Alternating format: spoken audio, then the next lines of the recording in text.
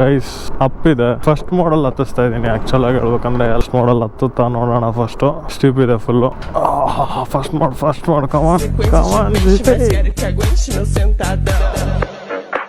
S ಹತ್ತಿತ್ತು guys.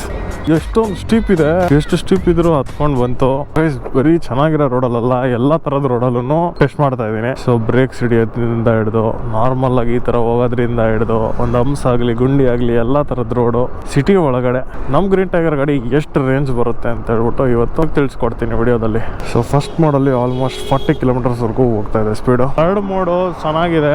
ನೀವು first ಮೋಡಲ್ಲೇ ಹೋಗ್ಬೇಕಂತ ಅವಶ್ಯಕತೆ ಇಲ್ಲ ಗೈಸ್. ಯಾಕೆ ಅಂದ್ರೆ ಸೊ ನೋಡಿ ಫಸ್ಟ್ ಮೋಡಲ್ಲಿ 40 ಮಾತ್ರ ಹೋಗ್ತಾ ಇದೆಯಾ.